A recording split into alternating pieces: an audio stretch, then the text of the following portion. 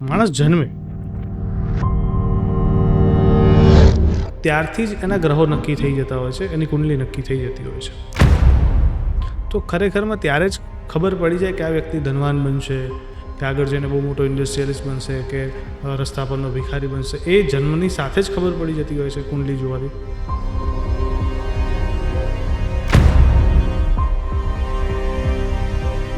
કે 100% તમને કોઈ ગેરંટીથી કહી ના શકે કે તમે કરોડપતિ થઈ જવાના છે. બધાને અત્યારે અંબાણીને ગૌતમ અદાણી જ બનવું છે. એક વ્યક્તિના જીવનમાં જ્યારે જ્યોતિષનું માર્ગદર્શન મળે તો મારે એ સમજવું છે કે આર્થિક, સામાજિક અને માનસિક ઉપર કઈ રીતના બદલાવ આવતા હોય છે. એક સિમ્પલ વસ્તુ છે કે તમે એક રસ્તા ઉપર જઈ રહ્યા છો, ત્યાં ખાડાવાળા રસ્તા છે, તો તમારે શું કરવું પડે કે બાજુમાં જે સારો રોડ હોય ને ત્યાં આગળ તમારે જવું પડે. હા, રાઈટ. તો તમારા લાઈફમાં ખરેખરમાં નંગ, ટોચકા આ બધું અસર કરે છે કે પછી ખાલી એક કહેવાની વાતો છે? આમાં કેવું છે કે જ્યાં સાચું છે ત્યાં ખોટું બી છે. એના માટે સિમ્પલ પહેલો જ નિયમ એ છે કે જો સવારમાં વહેલો નહીં ઉઠે ને તો એને આર્થિક, શારીરિક ને માનસિક તકલીફ પડવાની જ છે. પછી તમે ગમે તેટલા મોંઘા નંગ પહેરો કે ગમે તેટલી વિધિ કરાવો કે ગમે તે મંદિરમાં જઈને બેસો. અચ્છા, હવે દરેક વ્યક્તિ રત્ન ધારણ કરવો જોઈએ કે ન કરવો જોઈએ? કોર્પોરેટ એસ્ટ્રોલોજી કઈ રીતના કામ કરે છે? એક કંપની ચલાવો છો ને એટલે સૌથી પહેલાં તમારું વિચારે વગર તમારે બીજાનું વિચારવું પડશે. હવે આમાં કેવું છે કે સૌથી મોટી વસ્તુ કે આપણા હિન્દુ શાસ્ત્રમાં અત્યારે એક સિમ્પલ નિયમ છે.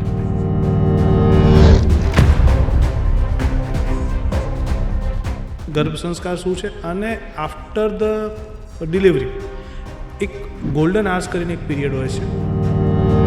તો સૌથી પહેલાં તમારા ગણેશજી અને તમારા કુળદેવી એને સાક્ષી રાખી અને તમારે ગર્ભને પવિત્ર કરવો પડે.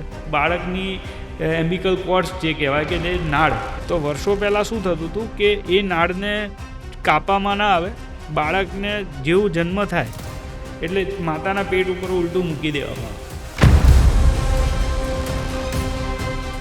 ખરેખરમાં મારે એ સમજવું છે કે પિતૃ નડે એવું હોય ખરું, અને નડે તો શું અસરો એની જોવા મળતી હોય છે. પરિવારમાં એકતા તૂટી ગઈ છે. બે ભાઈઓ પ્રોપર્ટી માટે ઝઘડતા હોય, કોર્ટ કેસમાં ભાઈ બહેન ને એ લોકો ઝઘડતા હોય.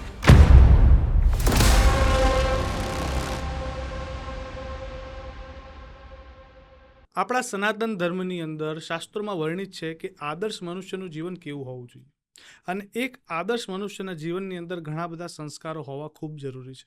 આપણા શાસ્ત્રમાં તો જન્મ પહેલાંથી લઈ અને મૃત્યુ પછી સુધીના સંસ્કારોની વાત કરેલી છે. પરંતુ એની સાથે સાથે જ્યારે આપણે આપણા શાસ્ત્રોને વાંચીએ ત્યારે શાસ્ત્રની અંદર એ પણ લખેલું છે કે કઈ રીતના એક વ્યક્તિનું જીવનમાં ભવિષ્યમાં શું ઘટવાનું છે એ પણ જાણી શકાય છે. સામુદ્રિક શાસ્ત્ર, જ્યોતિષશાસ્ત્ર, વાસ્તુશાસ્ત્ર, આવા અનેક શાસ્ત્રો છે.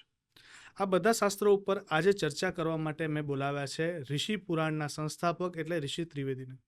ઋષિભાઈ સાથે બેસીને જ્યોતિષશાસ્ત્ર સમજવું છે, સાથે સાથે સામુદ્રિક શાસ્ત્ર શું છે અને એ કઈ રીતના કામ કરે છે એ પણ જાણવું છે. સાથે આજના સમયમાં દરેક વ્યક્તિ બિઝનેસ કરે છે, કોર્પોરેટ સંસ્થા સાથે જોડાયેલા છે, તો કોર્પોરેટની અંદર જ્યોતિષ વિદ્યા કઈ રીતે કાર્ય કરે છે એ પણ સમજવું છે. કારણ કે વ્યક્તિ વિશેષનું જ્યોતિષ કઈ રીતના કાર્ય કરે એ તો કદાચ આપણને સમજાય, પરંતુ એક સંસ્થામાં જેમાં હજારો લોકો જોડાયેલા હોય એવી સંસ્થા માટે જ્યોતિષ કઈ રીતના ફાયદાકારક છે એ સમજવું છે.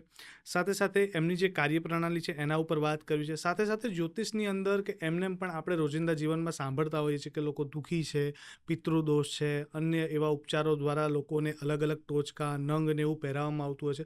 તો આ બધું કેટલા અંશે સાચું છે એ પણ જાણવું છે. પોડકાસ્ટ ખૂબ મજાનો થશે, અને ચોક્કસ એક વસ્તુની ખાતરી છે કે પોડકાસ્ટ સાંભળ્યા પછી તમને ઘણું બધું નવું જાણવા મળશે, આપણા શાસ્ત્રોની વાતો જાણવા મળશે, સાચું શું છે, ખોટું શું છે એ પણ સમજવા મળશે, જ્યોતિષ વિદ્યાના એકચ્યુઅલ પેરામીટર શું છે એ સમજવા પોડકાસ્ટની અંદર મળશે. તો ચાલો શરૂઆત કરીએ.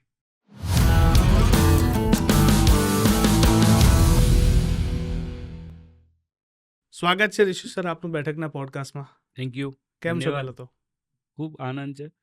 ભગવાનની તમામ કૃપાઓ આપણી ઉપર છે. એવી રીતના જીવન જીવીએ તો કોઈ ચિંતાની જરૂર નથી. સર, ઘણી બધી વાતો કરવી છે આજે. આજનો પોડકાસ્ટ તમે તો આનંદમાં છો ને, આ પોડકાસ્ટ સાંભળ્યા પછી લોકો આનંદમાં આવશે, કારણ કે લોકોના મનમાં એક સબકોન્શિયસલી એક ભાર આવવા લાગે છે હવે ધીમે ધીમે કે જીવનમાં કંઈક નેગેટિવિટી આવી ગઈ છે, ગ્રહો સારા નથી, અને આવી ખોટી ભ્રમણામાં જે ફસાયેલા લોકો છે કદાચ આ પોડકાસ્ટ સાંભળી અને એમની બહાર આવશે. એટલે આપણે મૂળ વાત ઉપર જ આવી, હવે તો જે વિષયથી વાતો કરવી છે એની ઉપર. પણ એટલી ખાતરી છે કે આજના પોડકાસ્ટ પછી લોકોના અંદર જ્યોતિષના જ્ઞાનનો વધારો થશે. શું કહેવું તમારું? 100% આપણે બહુ ડીપમાં જશું અને જેટલી જરૂર છે એટલું જ વસ્તુ લોકોને આપીશું કે જે કોઈ પણ જગ્યાએ ગભરાવાની જરૂર નથી. ગમે તેવો મોટો પ્રોબ્લેમ હોય, ગમે તેવી મોટી તકલીફ હોય, તો વ્યક્તિ પોતાની જાતે એમાં શાંતિથી બહાર નીકળી શકે છે. ઓકે, તો સર હવે વાત કરીએ. જ્યોતિષની અંદર એવું માનવામાં આવે, એક તો જન્માક્ષર એટલે કે જન્મ કુંડળી, આની ઉપર ઘણા બધા લોકો વાત કરતા હોય છે, પણ સાથે સાથે આની અંદર જ એક શાસ્ત્ર રહેલું છે જેને કહેવાય સામુદ્રિક શાસ્ત્ર, જેના આધારે પણ વ્યક્તિના ભવિષ્યનો અંદાજો લગાવી શકવામાં આવે છે. હવે જ્યોતિષ શાસ્ત્રની અંદરની રહેલી જન્મકુંડળી અને સામુદ્રિક શાસ્ત્ર, આ બંને કઈ રીતના કામ કરે છે? પહેલાં તો સામુદ્રિક શાસ્ત્ર છે શું એ સમજાવો, બંને કઈ રીતના કામ કરે છે અને બંને કઈ રીતના એકબીજાને પરસ્પર જોડાયેલા છે એ પણ સમજાવો. સામુદ્રિક શાસ્ત્રની વાત કરીએ ને તો જે ગણેશજીના ભાઈ કાર્તિકેય છે એમણે સમુદ્ર શાસ્ત્રની રચના કરી. એમાં વ્યક્તિના માથાના વાળથી લઈને પગના અંગૂઠા સુધીની બનાવટ ઉપર દરેક ગ્રહોની દ્રષ્ટિ હોય, કયો અંગ કેવી પ્રકારનું બનેલું છે, હાથની રેખા, પગની રેખા, પ્લસ આંખો, શરીરમાં કઈ જગ્યાએ તલ છે, આ છે નથી, તમામ વસ્તુનું સોલ્યુશન કરી અને આપણે સામુદ્રિક શાસ્ત્ર, વ્યક્તિનું ચારિત્ર્ય, વ્યક્તિ ભાગ્યશાળી છે નથી, કઈ વસ્તુનો પ્રોબ્લેમ છે, તમામ વસ્તુનું નિરીક્ષણ આપણે સમુદ્ર શાસ્ત્રથી કરી શકીએ છીએ. અને એને આપણે કુંડલી જોડે બી મેચ કરી શકીએ કે કુંડલી તમારા જન્માક્ષર છે, જન્માક્ષર ઉપરથી વ્યક્તિની બનાવટ આવી હોઈ શકે. કદાચ કોઈ વ્યક્તિને તમે જોયા નથી, મારી પાસે મેક્સિમમ કેસ એવા બી આવે કે ફોન ઉપર જ વાત કરતા હોય, તો અમે જન્માક્ષરથી કહીએ કે ભાઈ તમારા આ રીતની આંખો હશે, આ રીતની વ્યક્તિના વાળ હશે, તો જેનાથી જજમેન્ટ લગાવી શકાય કે આ કુંડલી 100% સાચી છે. અને પછી એનાથી આપણે પાસ્ટ નક્કી કરીએ કે આ સમયથી આ સમય એમને તકલીફ પડી હશે અને પછી આ સમયથી આ સમય સારો ચાલ્યો હશે. જો પાસ્ટ સાચું છે અને તો એ પ્રમાણે આપણે ફ્યુચર પણ પ્રિડિક્ટ કરી શકીએ. સામુદ્રિક શાસ્ત્ર એ બહુ ચર્ચિત વિષય નથી, એટલે થોડો ઘણો કદાચ તમને આજે યુટ્યુબમાં કે ગૂગલમાં એમ સર્ચ કરો તો આના વિશે ઘણી બધી વાતો મળી જાય. પણ આની અંદર મેં એવું સાંભળ્યું છે કે બહુ ઊંડાણપૂર્વક રહેલો વિષય છે. આમાં સ્વર વિજ્ઞાન ઉપર પણ વાત થતી હોય છે, તો એ બધું કઈ રીતના કેલ્ક્યુલેશન થતું હોય છે? આમાં કેવું છે કે સમુદ્ર શાસ્ત્ર એટલે નામ જ એનું છે સમુદ્ર શાસ્ત્ર, એટલે બહુ ઊંડાણપૂર્વક નાની વસ્તુ બી મેટર કરે છે. બરાબર, વ્યક્તિના નખની ઉપર કોઈ નિશાનીઓ બનતી હોય, હાથની રેખાઓ લોકોને એમ જ હોય કે જન્મ્યા ત્યારથી સેમ ટુ સેમ હોય, પણ રોજે રોજ તમારી રેખાઓ બદલાતી હોય, રાઈટ. અને એનાથી તમને એક્ઝેક્ટ ડેટ ન મળી શકે, એ તમને કુંડલીથી જ મળી શકે. પણ વ્યક્તિના ગ્રહો, વ્યક્તિની બનાવટ, વ્યક્તિની ઉપર કયા ગ્રહની દ્રષ્ટિ છે, કે જ્યારે વ્યક્તિ સારામાં સારા સમયમાં હશે ને ત્યારે એની સ્કિન થોડી ફેર હશે, પણ જ્યારે શનિની દ્રષ્ટિ હશે ને ત્યારે વ્યક્તિ થોડો શ્યામ પડશે. અરે ક્યારેક કોઈ વ્યક્તિ બહુ જ પ્રોબ્લેમ હોય ને તો ખબર પડી જાય કે એને જોઈએ ને ત્યાં જ કે એકદમ ટેન્શનમાં છે, આંખોની નીચે કાળા મેશ થઈ ગયા છે, મીન્સ એના ઘણો બધો બદલાવ હોય. બરાબર, તો એ વ્યક્તિનો બદલાવ એવી રીતે આવે, તો એ સમુદ્ર શાસ્ત્રથી ડિસાઇડ કરી શકીએ કે એ વ્યક્તિ કયા પ્રોબ્લેમમાં છે. ક્યારેક એને બોલવાની તકલીફ પડતી હોય કે જ્યારે બુધની મહાદશા હોય કે બુધ ગ્રહની દ્રષ્ટિ હોય ને એટલે વ્યક્તિને સહેજ બોલવામાં તકલીફ પણ પડે. તો આ બધી વસ્તુ ઘણું બધું છે, એની ડિસ્કસ કરવા કરીએ તો આપણી પાસે 4 કલાકનો પોડકાસ્ટ ઓછો પડે. ઓકે, તો પણ સર આ ફિલ્ડમાં, મતલબ આ ક્ષેત્રમાં તમે કેટલા સમયથી છો? હું 2016થી એસ્ટ્રોલોજી એડવાઇસ કરું, રાઈટ. અને જન્માક્ષર અને સમુદ્ર શાસ્ત્ર બંનેની જોડે આજથી મેં લઈને તો 40,000થી વધારે કુંડલીઓ જન્માક્ષર જોયા હશે. અને આ સોશિયલ મીડિયા પર તો હું 1-1.5 વર્ષથી જ એક્ટિવ છું, પણ એના પહેલાં હું કોઈને કીધા વગર, મીન્સ કોઈ પણ જાતનું માર્કેટિંગ મારું થતું નહોતું. એક વ્યક્તિ બીજા વ્યક્તિને કે, બીજા વ્યક્તિ ત્રીજા વ્યક્તિને કે, એમ કરતાં માઉથ પબ્લિસિટીથી જ ઘણા બધા લોકોને હું એડવાઇસ કરતો, ઇવન ખેડૂતોને બી એડવાઇસ કરતો, US કેનેડામાં પણ એડવાઇસ કરતો, બિઝનેસમેનને બી એડવાઇસ કરતો, વકીલ હોય કે દરેક પ્રોફેશનના લોકોને હું એડવાઇસ કરતો. ના, આ પોઈન્ટ ઉપર મારે આવું છે. પણ આમ તો જનરલી જ્યોતિષનું કાર્ય કરતા હોય ને એ લોકોના આશ્રય કદાચ પોતાના જીવન નિર્વહનનો હોય, સાથે સાથે લોક કલ્યાણના પણ ઈચ્છાને અભિલાષા તો હોય તો જ જ્યોતિષ બની શકાય. અને પોતાનું સારું કરવાની ભાવના હોય એટલે કદાચ શરૂઆતમાં જ્યોતિષ બનવાની તૈયારી કરતા હોય છે. પણ મારે એ સમજવું છે કે તમારો મુખ્ય ઉદ્દેશ શું હતો જ્યારે આ ફિલ્ડમાં આવ્યા, જ્યારે લોકોને તમે માર્ગદર્શન આપો છો, તો એની પાછળનો તમારો ઉદ્દેશ્ય શું રહેલો છે? સૌથી પહેલાં તો હું એમ વિચારું કે અત્યારે લોકો એક જ વિચારે છે કે હું મારું કર્યા કરું, બરાબર. પણ મારી પાસે કોઈ વસ્તુ છે અને હું પોતે ભૂદેવ છું, હું બ્રાહ્મણ યોનિમાં જન્મ થયો છે. તો બ્રાહ્મણો હંમેશા લોકોનું સારું કરવા માટે જ બેનિફિશિયલ જ થયા છે સદીઓથી, અને અત્યાર સુધી બી ક્યાંક ને ક્યાંક કોઈ પણ જગ્યાએ બ્રાહ્મણ જ આગળ સપોર્ટમાં હશે અને કોઈ પણ સલાહ સૂચન કરશે ત્યારે જ એ આગળ વધી શકે. તો એક જ વસ્તુ છે કે જો જન્માક્ષર ને કુંડલી જોવાથી આપણે કોઈને સારી વસ્તુથી સાચા માર્ગ ઉપર વાળીએ છીએ અને કોઈનું સારું થાય છે, રાઈટ. તો એનાથી કુદરત, પુણ્ય અને પાપ ને એ બધું તો કુદરત નક્કી કરશે, આપણે નક્કી કરવાવાળા નથી. પણ લોકો એટલા બધા તકલીફમાં છે અત્યારે કે જેનું સોલ્યુશન જ નથી. અને આના પહેલાં 2016 પહેલાં ઘણા બધા પ્રોબ્લેમ્સ મેં પણ ફેસ કર્યા હોય લાઈફમાં. તો એ બધામાંથી નીકળવા માટે આ બધી વસ્તુ ખબર જ છે કે વ્યક્તિ કેટલો હેરાન થઈ શકે, રાઈટ. તો એમાંથી વિચાર આવ્યો કે આ મારી જેમ ઘણા બધા બી પ્રોબ્લેમમાં હશે, એ લોકો કઈ રીતે બહાર નીકળી શકે, કઈ વસ્તુ નથી કરવાની, રાઈટ. કે જે ભૂલો કરી હોય, નાની મોટી ભૂલો કરી હોય જેના કારણે આપણને બહુ તકલીફ પડી હોય, તો એ આપણે બીજું કોઈ ન કરે.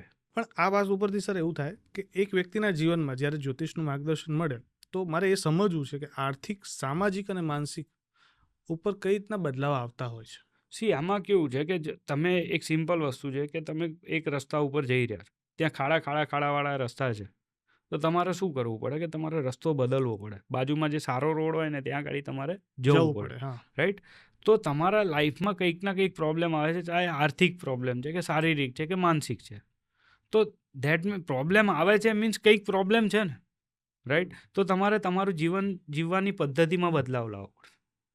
જે આપણા હિન્દુ શાસ્ત્રમાં એનું સોલ્યુશન આપેલું છે કે તમે તમારું જીવન જીવવાની પદ્ધતિથી ક્યાંક અલગ જઈ રહ્યા છો, કંઈક ખોટું થઈ રહ્યું છે ત્યારે તમને આ પ્રોબ્લેમ આવે છે.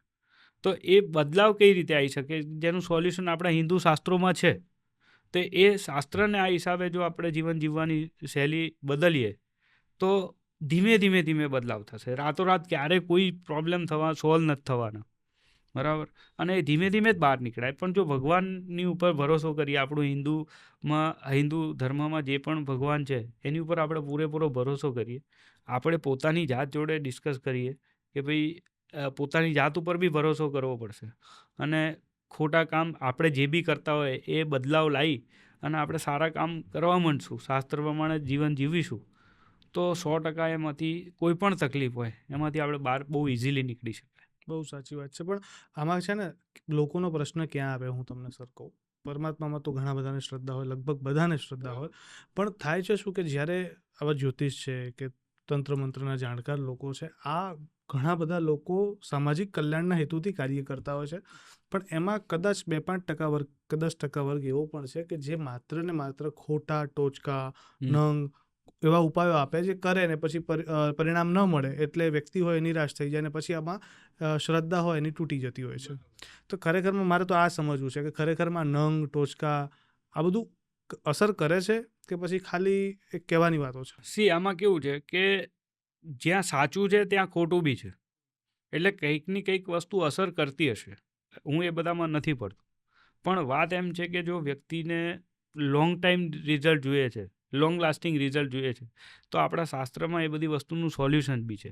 હું એમ નથી કહેતો કે ગ્રહ ને નંગ ને એ બધી વસ્તુ ખોટી છે. એ બધી વસ્તુ 100% સાચી છે. પણ એ ત્યારે જ અસર કરશે કે જ્યારે તમે શાસ્ત્રના નિયમ ફોલો કરો છો.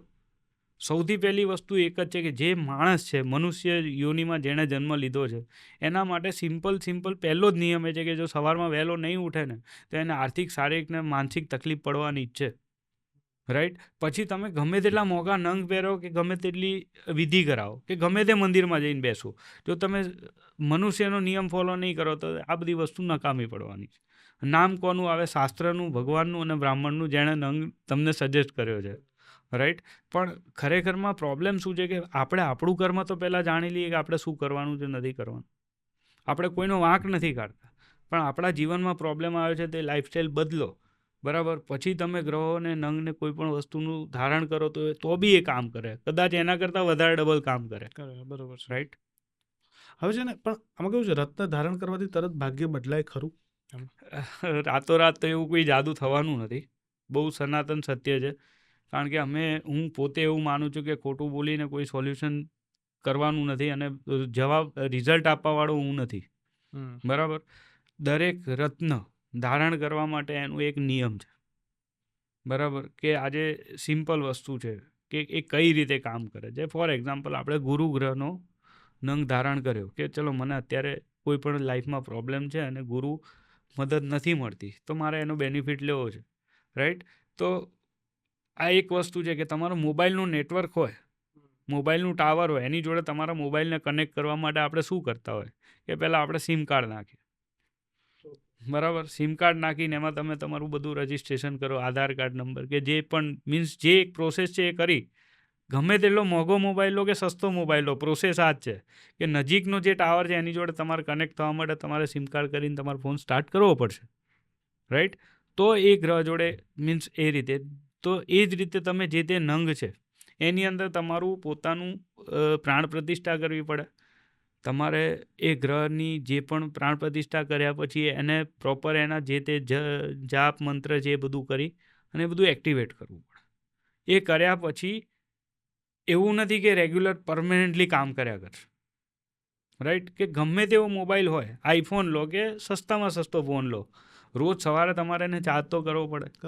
બરાબર. એ જ રીતે તમારે પણ ભક્તિમય થઈ અને સવારમાં 5-10 મિનિટ પણ ભગવાનને આપવી પડશે. હું 2-3 કલાક ભગવાન ન કરો. રાઈટ. પણ 5 મિનિટ બી ભગવાનનું નામ લઈને જે તે ગ્રહ છે એને બેટરી તો એક્ટિવ કરી નાખો, તો એ તમારા ગુરુ ગ્રહ જોડે એક્ટિવ રહેશે. એના કિરણો અને વેવ્સ એકબીજાની જોડે કનેક્ટ થશે, તો તમને કોઈ પણ પ્રોબ્લેમ નહીં આવે ને એનું સોલ્યુશન મળશે. ત્યારે એ કામ કરશે. આ કોઈ જાદુ નથી કે એક વખત લાવી દીધો ને પહેરી દીધો એટલે તમારું કામ થઈ જશે. એવું ક્યારેય નથી થવાનું. રાઈટ. પ્રોપર સોલ્યુશન આ રીતે થઈ શકે. અચ્છા, પણ તમે જે કીધું ને કે ગ્રહો નબળા હોય ને એમાં ઘણી વખત લોકોની ભૂલ હોય છે, મારે હવે ડિટેલમાં સમજવું છે. બરાબર. હું ગ્રહના નામ કહું. હમ. આપણે કોઈક વ્યક્તિના અમુક લક્ષણોથી હમ. એનાથી ખબર પડે કે આનો સૂર્ય નબળો છે, આનો મંગળ નબળો છે. એ લક્ષણો પ્રમાણે કંઈક તો હશે ને. હા. તો હું તમને એક એક કરીને ગ્રહના નામ કહેતો છું અને તમે કહો કે આ વસ્તુ. દરેક વ્યક્તિનું ગ્રહ કઈ વસ્તુ હોઈ શકે, એટલે પર્ટિક્યુલર એ જ વસ્તુ આવે એવી જરૂર નથી. કારણ કે એક ગ્રહની પાછળ ઘણા બધા લક્ષણો બોડી પર ઇફેક્ટ કરતા હોય. ઓકે, તો એ મોટા મોટી આપણે કદાચ મોટા મોટી સમજીએ તો લઈએ. જેમ કે કોઈનો સૂર્ય નબળો છે તો એમાં કેવા પ્રકારના લક્ષણો જોવા મળે? સૂર્ય નબળો છે ને તો સૌથી પહેલાં એને નાની મોટી આંખોની તકલીફ હોય, કે ચશ્માના નંબર આવી જાય, કે નાની ઉંમરમાં મોતિયો બી આવે. મીન્સ કાં તો કદાચ કોઈ ઇન્સિડેન્ટ થાય કે ચાલતા હોય ને આંખમાં કણી પડી જાય, તો એ ટાઈમ પર સૂર્ય નબળો હોય ત્યારે જ આંખ ઉપર ઇફેક્ટ થાય. ઓકે. કોઈનો ચંદ્ર નબળો હોય તો? ચંદ્ર નબળો હોય તો એ માણસ માનસિક ચિંતાઓમાં ઘેરાયેલો હોય. તમને એમ બિનજરૂરી તમારી જોડે ઊભો છે ને બિનજરૂરી તમને સવાલો ઠોક કરે. ચંદ્રમાં મનસો જાતક. એ માનસિક રીતે ઓલરેડી ડિસ્ટર્બ છે, કે એને પોતાને ખબર નથી કે શું કરે. એ ચંદ્રની દ્રષ્ટિ આવી પણ હોઈ શકે. અને બુધ કોઈકનો નબળો હોય તો? બુધ માટે તો બહુ પ્રાઇવેટ ડિસ્કશન બી છે. મેં તમને પહેલો એક પોઈન્ટ કીધો કે ભાઈ વ્યક્તિના જીવનમાં બુધ નબળો હોય તો કદાચ એના વોઇસને બોલવાની ભાષાથી કે એના શબ્દોથી ખબર પડે. કારણ કે એ મારું કામ છે એટલે મને રેગ્યુલરલી ખબર પડે કે આ વ્યક્તિના આ વસ્તુ છે. બીજા પ્રાઇવેટ બી ઘણા બધા પ્રોબ્લેમ્સ હોઈ શકે. અચ્છા, કોઈકનો મંગળ નબળો હોય તો? મંગળ નબળો હોય તો એ પહેલાં તો એની આંખો સહેજ લાલ થઈ જાય. બરાબર. એ વ્યક્તિ ગુસ્સો બહુ કરે, બિનજરૂરી ગુસ્સો કરે. કારણ કે એની પર મંગળ નબળો ના હોય, મંગળની દ્રષ્ટિ હોય. સૌથી મોટો પ્રોબ્લેમ જ આ છે કે આપણે મંગળને ગ્રહને નબળો અને પોઝિટિવ કહીએ છીએ, બટ એ ગ્રહની દ્રષ્ટિ તમારી પર કઈ છે એ જોવામાં. ઓકે. કોઈકનો શનિ નબળો હોય? શનિ નબળો હોય તો એને બોડી ઉપર મીન્સ બ્લેક શેડ થાય. બરાબર. એ ન કરવાનું બધું જ કરે. ડ્રિંક જો શનિની દ્રષ્ટિમાં છે તો શનિ ક્યારે દંડ આપશે કે એ વ્યક્તિ કંઈનું કંઈ ખોટું કામ કરે ત્યારે. બરાબર. એટલે પહેલાં તો ડ્રિંક કરવાનું ચાલુ કરે, પરસ્ત્રી ગમન કરવાનું ચાલુ કરે. આ બધી વસ્તુઓ ક્યારે કરે કે જ્યારે શનિની દ્રષ્ટિમાં આવે ત્યારે. અચ્છા, કોઈકનો શુક્ર નબળો હોય તો? શુક્ર માટે બી ઘણા બધા સારા અને ખોટા છે કે શેર બજારમાં રમે, સટ્ટા રમે, જે જગ્યાએ અનીતિનો પૈસો કમાવા માટેની લાલસા લાગે, ફટાફટ પૈસાવાળો બનવાનો ટ્રાય કરે, ત્યારે શુક્ર નબળો હોય ત્યારે વ્યક્તિ કામ કરે. અને કોઈનો ગુરુ નબળો હોય તો? ગુરુમાં તો એક જ વસ્તુ છે કે ડિસિઝન ન લઈ શકે, કોઈની એડવાઇસ સાંભળે નહીં પહેલાં તો. અચ્છા. ત્યારે એ વ્યક્તિનો ગુરુ નબળો જ છે એવું જ સમજી લેવાનું. કારણ કે ગુરુ હોય તો જ્ઞાન લેવું પડે અને કોઈની વાત જ ના સાંભળે એટલે એ પ્રોપર ડિસિઝન ન લે. એટલે ગુરુ આ બધા ઘણા બધા રીઝન્સ હોઈ શકે. અચ્છા, કોઈકનો રાહુ નબળો હોય તો? રાહુ હોય તો એટલે પહેલાં તો એ જે રોડ ઉપરના લો છે ને એ ફેલ થઈ જાય એ કરવા માટે કે લાયસન્સ વગર ફરે, હેલ્મેટ વગર ફરે. અચ્છા. રાઈટ, કે એ પોલીસના બંધનમાં આવવાના ટ્રાય કરે, કે જે સમજો કે રોડ ઉપર કાયદાની વિરુદ્ધ જ કામ કરે એ વ્યક્તિ. ઓકે. 2 નંબરના જ કામ કરે. એવું જ નથી કે મેં તમને આ 2 જ વસ્તુ કીધી, કદાચ એ 2-3 કરોડ રૂપિયાનું 4 કરોડ રૂપિયાનું અંડર ટેબલ કામ બી કરી લે. રાઈટ, અને એમાં એ સફળતા બી મળે. રાહુ જેટલા પૈસા આપે એટલું બીજું કોઈ ના આપી શકે, પણ એ પૈસાને પચાવતા આવડવો જોઈએ. અને એ દેખાડા કરવા માંડે, ન લેવાના ડિસિઝન લે ને એમાં ફસાઈ જાય એટલે પૈસા નહીં દેવા એને દંડ આપે. અચ્છા, કોઈકનો કેતુ નબળો હોય છેલ્લો? કેતુ હોય તો એ એક જ વસ્તુ છે કે ગળાથી નીચેના ભાગમાં ઘણા બધા શારીરિક પ્રોબ્લેમ આવી શકે. વાટ કાપ આવી શકે, શરીરમાં એના ઓપરેશન્સ આવે, ઘણા બધા પ્રોબ્લેમ્સ કેતુથી આવે. કેતુ સારો ગ્રહ બી છે, એવું બી નથી કે દરેક નવ ગ્રહ સારું ફળ બી આપે છે. અને એમના કર્મનું દંડ જેવું વ્યક્તિ આગલા જન્મમાં કે આ જન્મમાં કર્મ કર્યું હશે એ પ્રમાણે એ ગ્રહ એની દ્રષ્ટિ આવશે ત્યારે સારું અને ખરાબ ફળ આપી શકે. ઓકે.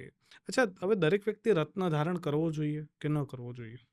હું તો આજ સુધી સ્પેશિયલી કહું છું ને કે મેં આટલી બધી કુંડલી જોઈ, મેં ક્યારે કોઈને એક પણ નંગ કે ગ્રહ દ્રષ્ટિ ધારણ કરવાની સલાહ ક્યારેય નથી આપી. બિકોઝ એની એક પ્રોસેસ છે, એ પ્રોસેસ પ્રોપરલી નથી થતી.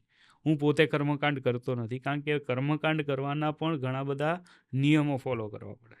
બરાબર, તો એ ફોલો કર્યા પછી બીજા બધા લોકો કરે જ છે, એવું નથી કે નથી કરતા, બહુ સારી રીતના પૂજાપાઠ કરતા હોય, પણ એ કર્યા પછી તમારે મેન્ટેન પ્રોપરલી કરો છો એના કરતાં વધારે બધી સારી રીતના જીવવું પડશે, ત્યારે એ વસ્તુ ઇફેક્ટ કરશે, ત્યારે એ કામ કરે.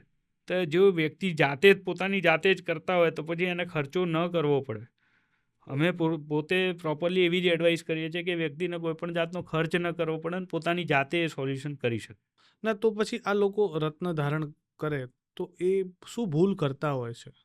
જો કદાચ કોઈકે ધારણ કરેલા હોય, જે પોડકાસ્ટ જોઈ રહ્યા છે, કદાચ એમને કોઈ રત્ન ધારણ કરેલો હોય તો એ શું ભૂલો છે જે કોમનલી કરતા હોય છે બધા અને ન કરી છે? એકચ્યુઅલી પહેલી વસ્તુ કે તમે શું ધારણ કર્યું છે ને એ તમારે એની વેલ્યુ કરવાની જરૂર, કે દરેક રત્નની વેલ્યુ. હું 50 રૂપિયાનો કેરેટનો ભાવનો તમે નંગ લીધો છે કે 5 લાખ રૂપિયા કેરેટના ભાવનો લીધો છે, એ મેટર નથી કરતું. તમે એ વસ્તુ વિચારો કે તમે એની વેલ્યુ કરો, કે તમે ગુરુ ગ્રહ છે એની જોડે સીધો એને કનેક્ટ કરી રહ્યા છો, તો એની વેલ્યુ કરવી પડશે. બરાબર, કે સૌથી પહેલાં તમે કોઈ પણ જગ્યાએ નેગેટિવ જગ્યાઓ ઉપર જાઓ છો તો કે કોઈ બી સ્મશાનમાં કે કોઈ બી જગ્યાએ જાઓ છો તો એ ગ્રહને તમારે નંગને એ બધાને મૂકી દેવું પડે ક્યાં, મીન્સ ઘરે કાઢીને જાઓ કે એવી રીતના જાઓ, ત્યારે એની એનર્જી ઓછી ન થાય. રાઈટ, અને એના પહેલાં પણ સૌથી પહેલાં મોસ્ટ ઇમ્પોર્ટન્ટ કે એની પ્રાણ પ્રતિષ્ઠા થવી જોઈએ. દરેક ગ્રહના નંગની એક મીન્સ જાપની એક સંખ્યા છે, કે સૂર્ય હોય તો આટલા છે, રાહુ છે તો 18,000 છે, આ બધા સતયુગની સંખ્યા છે, તો ઇન્ટુ 4 એટલે 72,000 જપ કરવા પડે. એના દશાંશ, માર્જિન, તર્પણ બધી જ વસ્તુઓ કરવી પડે, ત્યારે એ બધી વસ્તુ એક્ટિવ થાય. અને એ કર્યા પછી તમારે જે તે ગ્રહ છે એને રોજ સવારે એની પ્રાર્થના કરવી પડે, ત્યારે એ વસ્તુ એક્ટિવ રહે અને પછી એ કામ કરે. બરાબર, અત્યારે ખાલી બધા એમ જ છે કે ખાલી બેટરી લગાવીને ફરે છે અને પછી કે આપણે આ કામ નથી કરતો, મેં તો આટલા રૂપિયા આપી દીધા કે આમ કરી દીધું પણ મને કામ ન થયું. પણ સવારમાં ઉઠીને તમે સવારમાં વહેલા ઉઠીને નહીં ધોઈને તૈયાર થયા, તમે શાસ્ત્રથી વિરુદ્ધ જઈ રહ્યા છો, ત્યારે એ ગ્રહ તમને કઈ રીતે સપોર્ટ કરી શકવાનો? એને એબલ ટુ તો થવું પડે ને. Right, okay. હવે આ તો થઈ ગઈ અત્યાર સુધી વ્યક્તિગત સલાહની વાત, કે કોઈક વ્યક્તિને એનું જીવન સુધારવું હોય તો એના માટે જ્યોતિષનું માર્ગદર્શન કઈ રીતના કામ કરે છે ને એનામાં રહેલા થોડા ઘણા મિથ છે જેનું તમે ખંડન પણ કર્યું, અને એક બહુ સરસ 9 ગ્રહોની સમજ આપી કે નબળું હોય તો આ લક્ષણ જોવા મળે તમને. આ તો ઘણું બધું છે. હા, એટલે તમે ઓવરવ્યૂ જ એક નાનકડું આપ્યું. પણ હવે છે ને એક મને એવા સમાચાર મળેલા છે, મારી ટીમમાંથી મને કોઈ કીધું કે સર છે ને કોર્પોરેટમાં પણ એસ્ટ્રોલોજીનું કામ કરે છે. અને એટલે કે આ મને સાંભળીને થોડી નવાઈ લાગી કે આખી કોઈ બિઝનેસ કે કોઈ કંપની જ્યારે તમારી કન્સલ્ટિંગ લેતું હોય અને એ પ્રમાણે એ લોકો ચાલતા હોય, તો કઈ રીતના પોસિબલ છે ને પ્રોસેસ કઈ રીતના, કે એક વ્યક્તિનું તો સમજાય કે એને તમે કોઈક ઉપાય કીધો કે ઉપચાર કીધો એ વ્યક્તિ કરે, પણ આખી કંપની, કારણ કે એમાં તો લગભગ કેટલો મોટો સ્ટાફ હોય, એના ડિરેક્ટર્સ છે, એના CEO છે, દરેકે દરેક વ્યક્તિનું ગ્રહોનો પ્રભાવ પડે એમના કામ ઉપર. એના થકી કંપની ઉપર પ્રભાવ પડે. કંપની પાછી પોતાની જાતમાં એક અલગ એન્ટિટી છે, એ વ્યક્તિ સાથે સીધી સંકળાયેલી નથી. તો એ કઈ રીતના કામ, મને આખું સ્ટ્રક્ચર સમજવું છે કે એક કોર્પોરેટ એસ્ટ્રોલોજી કઈ રીતના કામ કરે છે. હવે આમાં કેવું છે કે અમે લોકોએ છેલ્લા 1-1.5 વર્ષથી આની ઉપર કામ કરી રહ્યા હતા કે ઘણા બધા કંપનીના ઓનર્સની જોડે અમે લોકો ઓલરેડી કનેક્ટેડ હતા, કારણ કે હું 2016થી એસ્ટ્રોલોજી એડવાઇસ કરું છું, તો બધા પોતપોતાની કંપનીનું કામ કરતા હતા. એટલે અમે આખું અધ્યયન કર્યું કે હવે હું તમને બહુ ડિટેલમાં કહું કે એક કંપની છે તેના પ્રોપ્રાઇટરશિપ છે કે પાર્ટનરશિપ છે કે પ્રાઇવેટ લિમિટેડ કંપની છે, તો એ કંપનીનો મેઇન બર્ડન કોની ઉપર છે એ જોવાનું કે 3 ડાયરેક્ટર છે કે એક ડાયરેક્ટર છે કે એક પ્રોપરાઇટર છે, તો એના જન્માક્ષર જોવામાં આવે. 2 વ્યક્તિ હોય તો બે પાર્ટનર્સ હોય તો એમના જન્માક્ષર જોવાનું, અને કોનો ગ્રહ સારો છે કોનો નથી. અને આપણી જોડે ક્યારે આવશે કે જ્યારે એ લોસમાં છે કે એને બહુ બધું બેંકનું દેવું થઈ ગયું છે કે કંપનીની ઉપર GSTના અને ઘણા બધા કેસીસ થઈ ગયા છે, રાઈટ. તો એમાંથી બહાર આવવા માટે કંઈકનું કંઈક ખોટું કર્મ થઈ રહ્યું છે ત્યારે ત્યાં લોસમાં છે, રાઈટ. તો એમાંથી બહાર કેવી રીતે આવું? તો સૌથી પહેલાં તો બંને જે મેઇન ડ્રાઈવર કહેવાય, જે કંપનીના ડ્રાઈવ કરી રહ્યા છે, બરાબર, તો એ લોકોના ગ્રહો અને એ લોકોના સમય કેવો છે એ વસ્તુ, પ્લસ એ લોકોની પર અત્યારે કયા ગ્રહો દ્રષ્ટિ કરી રહ્યા છે એના સોલ્યુશન્સ, પ્લસ એમની ફેક્ટરી ઉપર તમે નાની મોટી જે બી ભૂલ થતી હોય કે નાની મોટી વસ્તુનું વાસ્તુનું પ્રોબ્લેમ થતો હોય તો એનું પણ સોલ્યુશન કરીએ. ન કરવાના કામ થતા હોય કે ઘણી બધી ફેક્ટરીઓમાં એવું પણ હોય કે રાત્રે પાર્ટીઓ ચાલતી હોય, સ્ત્રીઓનું અપમાન થતું હોય, તો આ બધી વસ્તુ અમે પહેલાં બંધ કરાવડાવી દઈએ કે આ બધું ન કરો, રાઈટ. ઘણી બધી વસ્તુઓ હોય કે તમે જેવા બનશો ને, એક કંપની ચલાવો છો ને એટલે સૌથી પહેલાં તમારું વિચારે વગર તમારે બીજાનું વિચારવું પડશે કે તમારી જવાબદારી એ આવે છે કે તમારે ત્યાં જેટલા એમ્પ્લોઈઝ કામ કરે છે ને એ બધાને પૈસા મોકલાવાની ને એમનું ઘર ચલાવવાની જવાબદારી તમારી થઈ ગઈ છે ડાયરેક્ટલી, એ એની લિમિટેશન્સ પ્રમાણે, એના ડેઝિગ્નેશન પ્રમાણે. તો સૌથી પહેલાં તમારે એમનું વેતન ને એ બધું ટાઈમ પર આપવું પડે. તમે તમારે ત્યાંથી જે પણ રો મટીરિયલ કે જે પણ પરચેસ કરો છો કે જે બી તમારા લેણદાર છે એ લોકોનું પેમેન્ટનું પણ એક ટાઈમસર કરવું પડે, ત્યારે તમારે ત્યાં રેગ્યુલર ઇન્કમ થાય. ઓકે, અચ્છા, પણ તમે જે કીધું કે regular time to time payment કરવું પડે, પણ ઘણી કંપની એટલી ફડચામાં જતી રહે, એટલી દેવામાં જતી રહે કે એમના એમ્પ્લોયને ટાઈમે સેલેરી ન કરી શકતી હોય, સાથે સાથે માથે દેવું થઈ ગયેલું હોય, ઇવન લીગલ લોસ અમુક એવા હોય એમાં ફસાયેલી હોય, કોઈ કેસ ચાલતા હોય, આવું બધું જોવા મળતું હોય છે ઘણી વાર. તો દેટ ટાઈમ તમે કઈ રીતના એ લોકોને હેલ્પ કરો છો? હવે આમાં કેવું છે કે મેં હમણાં 8 કંપનીઓ જોડે આ કામ કર્યું હતું. એમાંથી હું નામ નહીં લઉં કોઈ બી કંપની, બિકોઝ હું બહુ ગુપ્ત અને પ્રાઇવેસીમાં બહુ મેન્ટેન કરું છું. એક કંપની છે કે જે બહુ સારા, મીન્સ એ વ્યક્તિ જે ઓનર હતા ને એમને કોઈક ફિઝિકલ પ્રોબ્લેમ થયો હતો, એના કારણે પોતાના રિલેટિવને સંભાળવા માટે બધું આપવું પડ્યું. હવે બહુ સારી કંપની ચાલતી હતી અને એ બીજી કોઈ ફિઝિકલ પ્રોબ્લેમ છે તો he was not able to came to factory, right. તો પોતાના રિલેટિવને સંભાળવા આપ્યું, એટલે પેલા જેને મહેનત નથી કરીને અચાનક ગાદી મળી ગઈ છે તો એણે ઘણા બધા ફ્રોડ્સ કામ કર્યા during the corona and all, બરાબર, કે ખોટા GST બનાવ્યા ને આખું બહુ બધા દેવામાં પડી ગયા.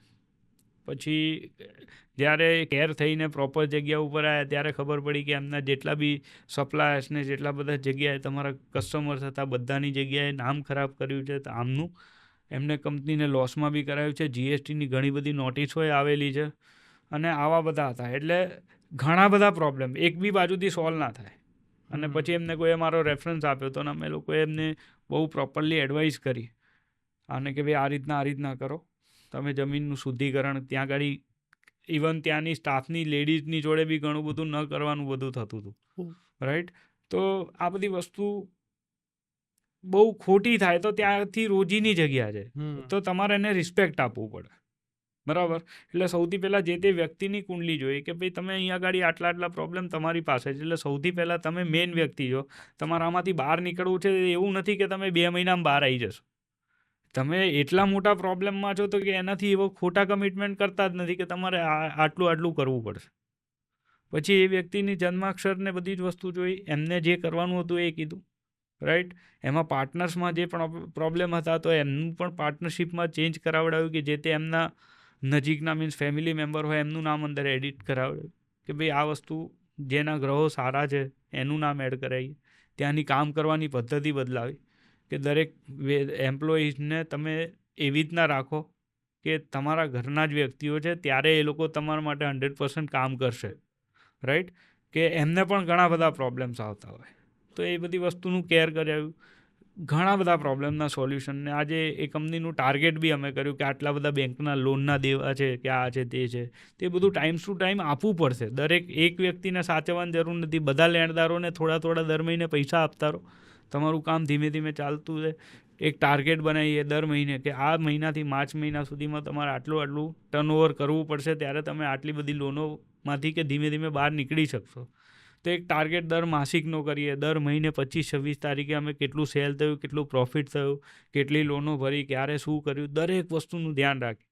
અને દર મહિને આ મિટિંગ થાય અને દર 3 મહિને હું પોતે ફેક્ટરી ઉપર વિઝિટ કરું, દરેક જગ્યા ઉપર 1, 2, 3, 4 કલાક જેટલા ડિસ્કશન કરવાના હોય, જે ચેન્જીસ કરવાના હોય, જે ગ્રહો આવતા હોય એ પ્રમાણે ચેન્જીસ કરાવડાવીએ કે આ તમારા મંત્ર ચેન્જ કરવાના છે, કયા ગ્રહની દ્રષ્ટિ કરવાની છે, ત્યાં સત્કર્મ બી કરવાના છે કે ભાઈ તમારે કુળદેવીના નામ પર તમારા સ્ટાફને કંઈકનું કંઈક જે પગાર છે એના કરતાં બી દર મહિને કંઈકનું કંઈક આપવાનું છે, રાઈટ? ગવર્મેન્ટના ટેક્સીસ પ્રોપરલી ભરવાના છે. અને બહુ બેનિફિટ થાય કે કદાચ અમુક વસ્તુઓ કરવાથી એવું પણ થયું કે જીએસટીને એ લોકોને એમના ડિપાર્ટમેન્ટમાં જઈને મેં એમને એ પણ કીધું કે તમે રિક્વેસ્ટ કરો કે તમારી જોડે આ રીતના ફ્રોડ થયું છે. પણ લકીલી એવું બી છે કે ત્યાં ઘણા લોકોના મગજમાં વહેમ હોય કે જીએસટીને ગવર્મેન્ટ કોઈ સાંભળતી નથી, પણ જો તમારા ગ્રહને બધું સપોર્ટ કરતું હોય ને તો જે વસ્તુ એમને 17-18 લાખ પે કરવાના હતા એ 4-5 લાખ રૂપિયામાં પતી ગયું. તો આ બધા બેનિફિટ બી થાય જો તમે ભગવાનના ભરોસે ચાલવા માંડો ને તમારી લાઈફ ચેન્જ કરો તો ઘણા બધા પ્રોબ્લેમ સોલ્વ થાય. હું એમ નથી કહેતો કે પહેલા જ વર્ષથી એ પ્રોબ્લેમ સોલ્વ થઈ જશે, રાઈટ? પણ તમારે એક ટાર્ગેટ બનાવીને કંપનીને બહાર કાઢવા માટે, અને આવી ઘણી બધી કંપનીઓ છે કે જેને અમે એડવાઇસ કરીએ. પણ પછી છે ને એક તમે વાત કરી ને હમણાં જેમ કીધું એક વ્યક્તિનું નામ બદલાવ્યું, એડ કરાવ્યું. હવે કંપનીનું નામ અલગ પ્રકારનું હોય, હવે 2 પાર્ટનર જોડાયેલા છે, બંનેના ગ્રહોની ગતિ અલગ અલગ હોય, તો હવે કઈ રીતના એ કંપનીનું નામ સિલેક્ટ કરવામાં આવે છે એ સમજવું છે. સૌથી પહેલાં તો જે કંપની છે, બરાબર, કે જે વર્ષોથી ચાલતી આવતી પેઢી છે, તો એનું નામ તો બદલવાનું ચાન્સ જ નથી કે તમે નામ બદલો, જે છે એ જ ચલાવવાનું છે, બરાબર? તો હવે વ્યક્તિ હસબન્ડ છે તો એનો લગભગ 6-7 વર્ષ મીન્સ રાહુનો પીરિયડ ચાલી રહ્યો છે, તો ખબર છે કે રાહુની દ્રષ્ટિમાં છે તો એ લોંગ ટાઈમ સુધી ડિસ્ટર્બન્સ રહેવાનું. તો સૌથી પહેલાં એમ જ કે પહેલાં તમે સત્કર્મ કરવાનું ચાલુ કરો. તમે ભલે પોતે કરો પણ તમારા વાઈફ કે તમારા સન હોય એના નામ પર તમે પ્રોપરાઇટરશિપ કે તમે ડાયરેક્ટરશિપ એના નામ ઉપર ટ્રાન્સફર કરો, કે જેના ગ્રહો સારા હોય ત્યારે જે કરશું. અને જે તે માણસો છે એમને પણ રેગ્યુલર પ્રે કરવી પડશે. ફેક્ટરીમાં કોઈ પણ ભગવાનના બહુ બધા ફોટા લગાવ્યા અને ગમે ત્યાં લગાવ્યા તો બધું અમે કઢાવડાવી નાખીએ કે ભાઈ આનો દુરુપયોગ ના થવો જોઈએ, એની મર્યાદા ન તૂટવી જોઈએ, બધી જ વસ્તુ ધ્યાન રાખીએ. કે બિનજરૂરી ફેક્ટરીની અંદર કચરો પડ્યો ના રહેવો જોઈએ, ભંગારનું બિનજરૂરી વસ્તુ, નેગેટિવ વસ્તુ બધું કઢાવતા રહીએ, દરેક વસ્તુ ઉપર ધ્યાન રાખીએ. ઓકે. પણ પછી હવે કોઈ વ્યક્તિને તમે કન્સલ્ટ કરો તો એનો ચાર્જ એક સમજાય નોર્મલી, કારણ કે જોયેલું છે, પણ હવે કોર્પોરેટ કંપનીને જ્યારે તમે કન્સલ્ટ કરતા હોય તો એને કઈ રીતના ચાર્જ કરો? આમાં કેવું છે કે અમે લોકો પહેલાં તો એવું નથી કે બધું બહુ હેવી ચાર્જિસ છે. હા, નો ડાઉટ અમારા ચાર્જિસ છે, પણ જે બી કંપની કમાય છે એનો વાર્ષિક જે પ્રોફિટ થાય છે એનો 1-8% જેટલો પ્રોફિટ અમે લોકો, મારી કંપની કરે છે. અને આ બધી વસ્તુ પ્રોપર રાઇટિંગમાં અને એનો એગ્રીમેન્ટ થાય છે. દર એપ્રિલથી, હવે એપ્રિલ મહિનાથી ઘણી બધી કંપનીઓ આવશે અને આવતા માર્ચ મહિના સુધી અમે એ લોકોની જોડે એગ્રીમેન્ટ કરશું. ઓકે. આ બહુ સરસ વાત કરી, કારણ કે તમે જે 1% વાળું કીધું એ જોતા એવું લાગે કોઈ પણ કંપનીને કદાચ આવું કરવું હોય તો એને તકલીફ ન પડે, કારણ કે પ્રોફિટમાંથી જ 1% આપવાના છે. પ્રોફિટમાંથી જ આપવાના છે, રાઈટ? અને એ વસ્તુ અમે કેમ આટલી ગેરંટીથી કહીએ છીએ કે સામેવાળાને અમારે ભારે પણ નથી પડવું. અને એ નંબર ઓફ એમાઉન્ટ જુઓ તો એ ઘણી મોટી કહી શકાય, પણ એની સામે તમે કરોડો રૂપિયાના કામ બી કરો છો, તો એની પાછળ 1% તમે અમારી પાછળ વાપરશો તો મારી કંપની બી સત્કર્મ કરે છે, રાઈટ? અમે પણ મહેનત કરીએ છીએ, આખું વર્ષ એનું કામ કરીએ છીએ, કન્સલ્ટિંગ કરીએ છીએ. તમે મને ગમે ત્યારે મીન્સ એક ટાઈમ હોય કે આ ટાઈમથી આ ટાઈમમાં મારે વાત કરવી છે, ને આવા પ્રોબ્લેમ આવ્યા, નવા મશીન્સ લેવા છે, નવું બાય કરવું છે, તો અમે કયા દિવસે લઈએ, શું કરીએ, બધી જ વસ્તુ લેવું છે કે નથી લેવું, રાઈટ? દરેક વસ્તુના સોલ્યુશન્સ કરીએ. કે જાણે એક કહેવાય ને કે કંપનીની ઉપર એડવાઇઝર જ છે. જેમ કોઈ પણ જગ્યાએ રાજા રજવાડાઓ ચાલતા ને ત્યારે બી એ લોકો ભૂદેવોને જોડે રાખતા, તો અમે તમારા કંપનીના એડવાઇઝર છે અને we are having something. Okay, પણ આ તો કોર્પોરેટની વાત થઈ ગઈ, પણ બરાબર. કોર્પોરેટમાં કામ કરવાવાળા લોકો જ છે અને બરાબર. અત્યારે લોકોના જીવનમાં દુઃખ બહુ સ્વાભાવિક તો છે, કંઈકનું બરાબર. કંઈક, કોઈક ને કંઈક અલગ પ્રકારનું છે, કોઈક ને કંઈક અલગ પ્રકારનું છે, પણ બધા ક્યાંક ને ક્યાંક થોડા દુઃખી જ હોય છે. બરાબર. હવે આનું મૂળ કારણ આમ જોવા જઈએ તો શાસ્ત્ર દ્રષ્ટિએ કે જ્યોતિષની દ્રષ્ટિએ તમને શું લાગે છે?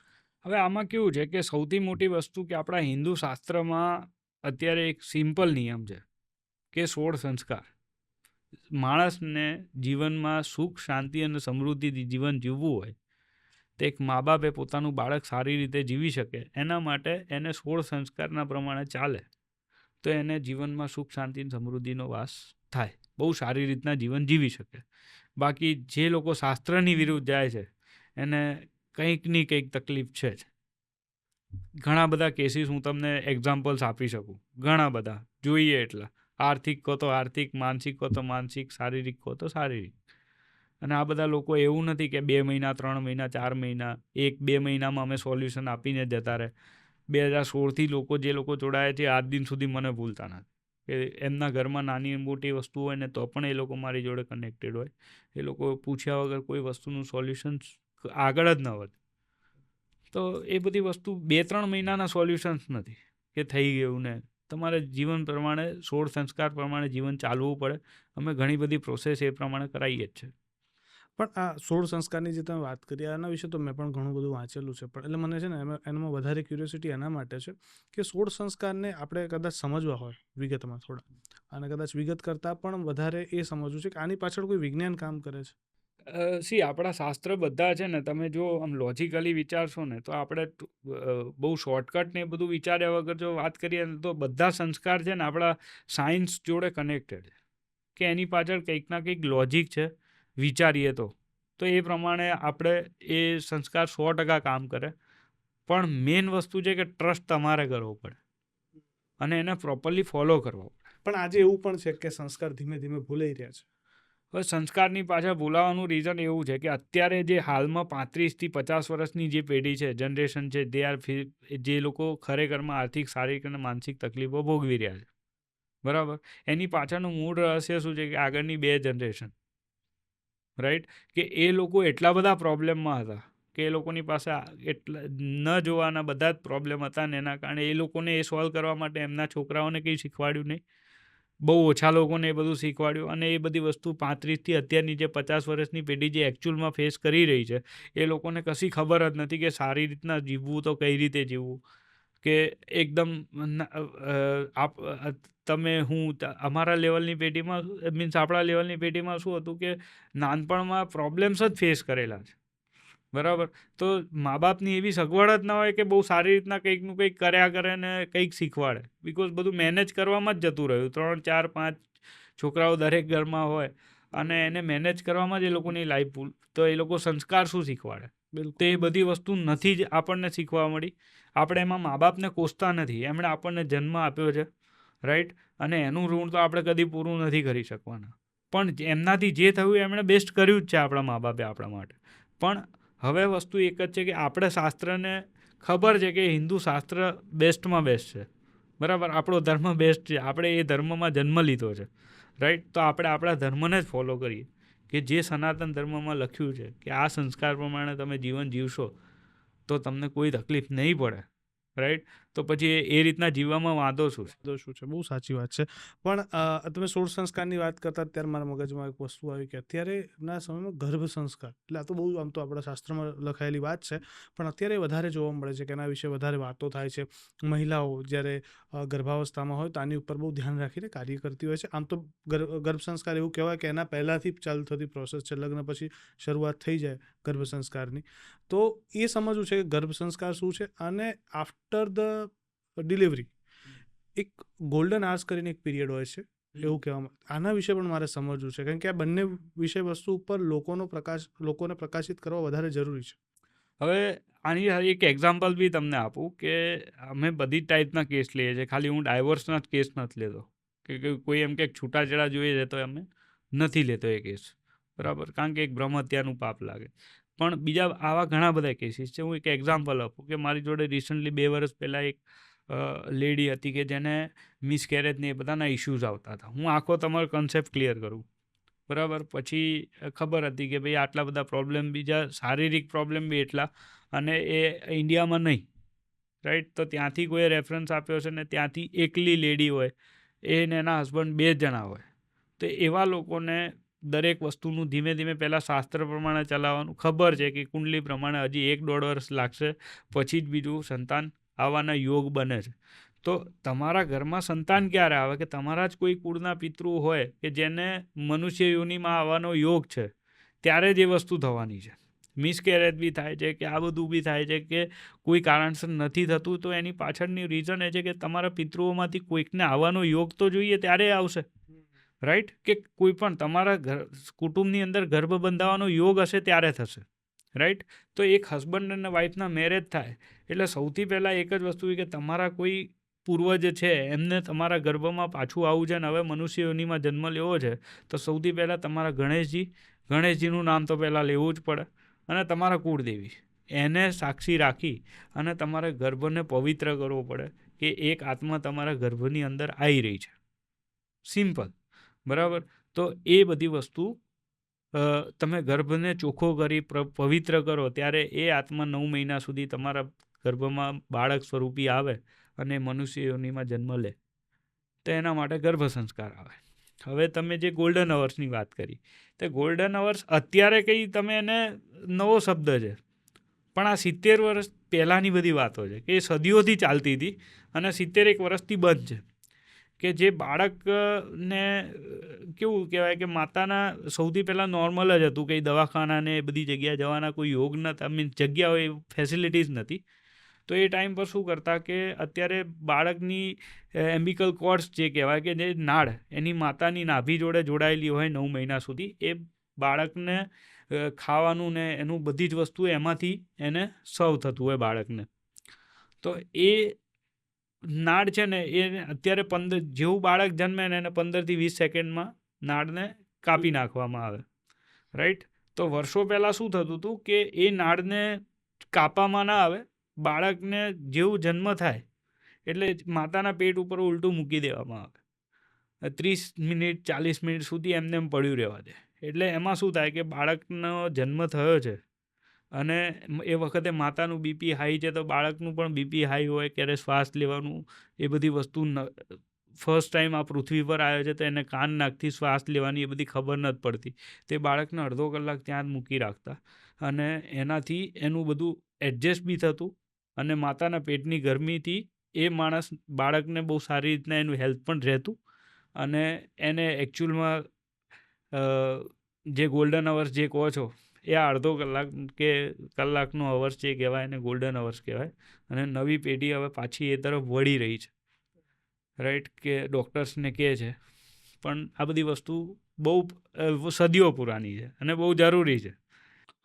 હવે છે ને આમાં એક બીજો પ્રશ્ન આવે કે જ્યારે ગર્ભાવસ્થામાં કોઈ સ્ત્રી હોય તો એ દરમિયાન એનું સારું કરેલું વાંચન, કોઈ સંગીતનો અભ્યાસ કે કોઈ સારા કથાકાર છે કે સંત છે એમની કથાઓ કેવું કંઈક સાંભળેલું હોય તો બાળકમાં એ સારા સંસ્કાર જાય. આ વાત જનરલી લોકો કહેતા હોય છે કે અત્યારે સારું વાંચવું, સારું ખાવું જોઈએ. તો ખરેખરમાં આની અસરો થતી હોય છે. સૌથી મોટી વસ્તુ ને સૌથી મોટું એક્ઝામ્પલ આપણી પાસે અભિમન્યુ છે. જી, 7 કોઠાનું યુદ્ધ. બરાબર. તો એ ગર્ભની અંદર જ શીખ્યા હતા, રાઈટ. હવે બીજી એક અત્યારની નોર્મલ વાત કરીએ કે જ્યારે તમારા કુટુંબની અંદર જે પણ વહુ કે પુત્રવધુ છે એ ગર્ભાવસ્થામાં છે, તો સૌથી પહેલાં અત્યારે જે તકલીફ આવવાનો સૌથી મોટું રીઝન એ છે કે ઘરમાં કકળાટ ન થવો, કારણ કે એ બાળક બધું શીખી પણ રહ્યું છે, રાઈટ. કે એવું જરૂરી નથી કે તમે એનું નામ લઈને શીખવાડો, તમને ખબર બી નથી અંદર કોણ છે, પણ તમારે ઘરમાં શાંતિ રાખવી પડે. જે તે સ્ત્રી છે, જે ગર્ભાવસ્થા સ્ત્રી છે, બરાબર, તો એ સ્ત્રીની જોડે બી શાંતિ રાખવી પડે. એને ઘણા બધા કેસીસ મેં આવા જોયા છે કે આવું બધું થતું હોય છે કે લેડીઝ 2 વર્ષ પછી બી એમ કે હું આવી પોઝિશનમાં હતી ને મને ઘરવાળાઓ મારતા હતા. આવા બી કેસીસ જોયેલા છે. તો એ બધી વસ્તુ ન કરવી જોઈએ, અને સારી વસ્તુ કરવી જોઈએ. હું ના નથી પાડતો કે સારું વાંચન ને એ બધું કરો, પણ ઘરમાં શાંતિ રાખશો તો બધુંય થશે, નહીંતર પછી છોકરું બી કકળાટવાળું જ થવાનું, કારણ કે અંદરથી શીખીને આવ્યું. ઓકે, હા, બહુ સરસ વાત કરી. હવે છે ને આ વાત ચાલે છે એટલે માણસ જન્મે ત્યારથી જ એના ગ્રહો નક્કી થઈ જતા હોય છે, એની કુંડલી નક્કી થઈ જતી હોય છે. તો ખરેખરમાં ત્યારે જ ખબર પડી જાય કે આ વ્યક્તિ ધનવાન બનશે, કે આગળ જઈને બહુ મોટો ઇન્ડસ્ટ્રીયલિસ્ટ બનશે, કે રસ્તા પરનો ભિખારી બનશે. એ જન્મની સાથે જ ખબર પડી જતી હોય છે કુંડલી જોવાથી. આમાં કેવું હોય કે વ્યક્તિ જન્મે એટલે આપણે જન્મ તારીખ, સમય અને સ્થળ એ 3 વસ્તુ આપણે જોઈ શકીએ, બરાબર. પણ મારી થોડી પદ્ધતિ અલગ છે કે હું લોકોને એમ કહી દઉં છું કે 11 વર્ષ સુધી છોકરાની જન્માક્ષર લઈને મારી જોડે આવવું નહીં, એને જીવન જીવવા દો, બરાબર. ખબર બધી પડે. હા, બાળકને કોઈ હેલ્થના ઇસ્યુ છે તો 100% અમે સોલ્યુશન કરીએ છીએ. અમે જન્માક્ષર જોઈએ છે. કાં તો પછી કોઈ બહુ ન્યૂબોર્ન બેબી થયું હોય તો બહુમાં બહુ એમ પૂછે કે ભાઈ રાશિ કઈ આવે છે, તો એના માટે કહી દઈએ. પણ એ કેવું બનશે ને શું બનશે ને એ બધી કોઈ ચર્ચાઓ કરતા નથી, કારણ કે એક વ્યક્તિના જીવનમાં 100% ધનવાન બનવાના યોગ હોય જ નહીં.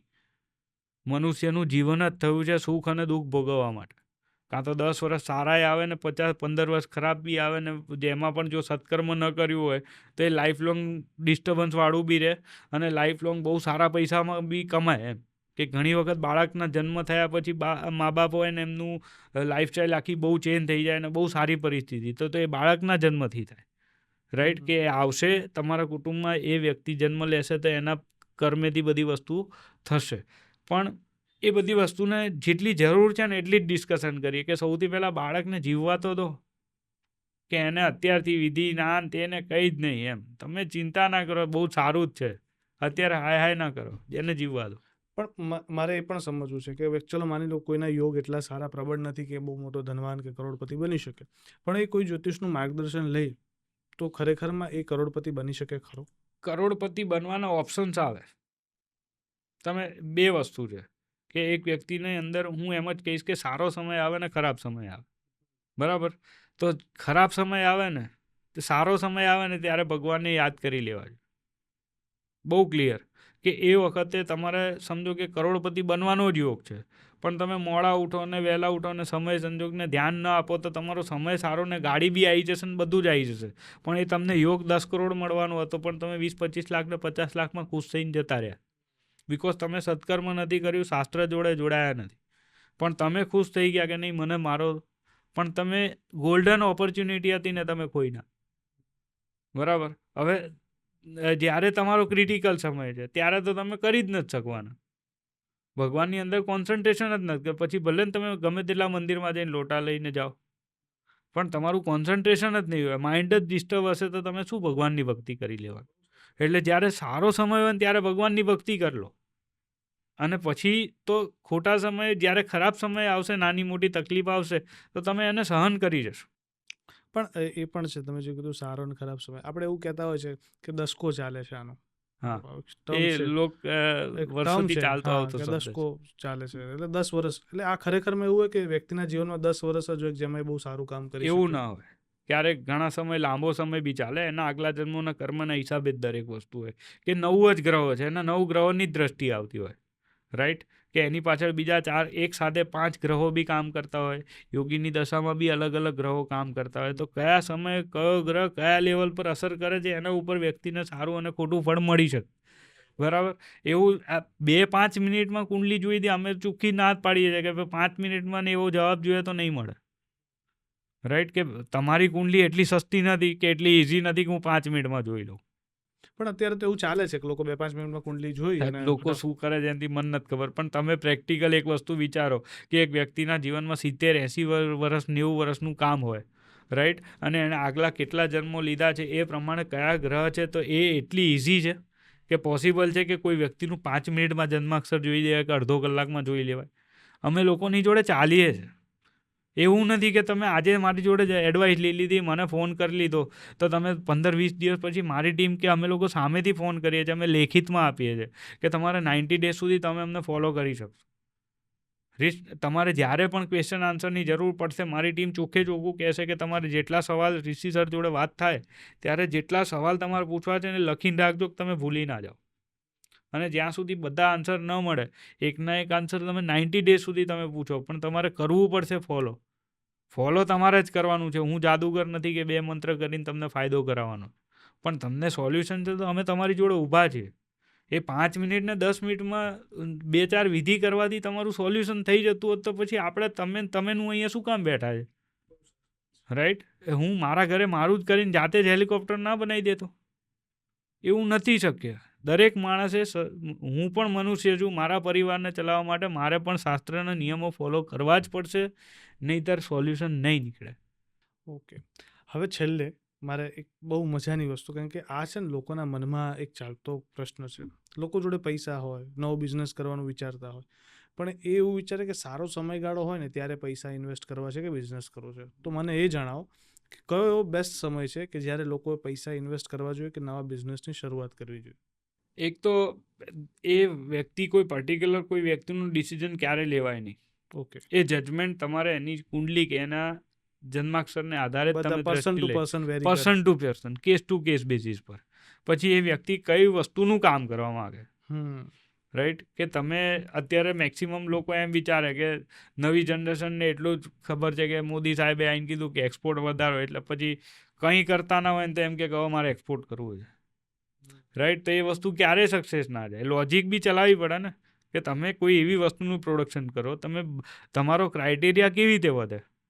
એકદમ રાતોરાત તમે આખા વર્લ્ડમાં બધું વેચવા માંડો તો એ ના થાય, બરાબર. તો સૌથી પહેલાં તમે જે તે જગ્યા છે એની એવી કોઈ પ્રોડક્ટ ડેવલપ કરો કે એ તમે એરિયાને કવર કરો, પછી એ સિટીને કવર કરો, પછી ગુજરાતની અંદર કવર કરો, પછી બીજા સ્ટેટની અંદર કવર કરો.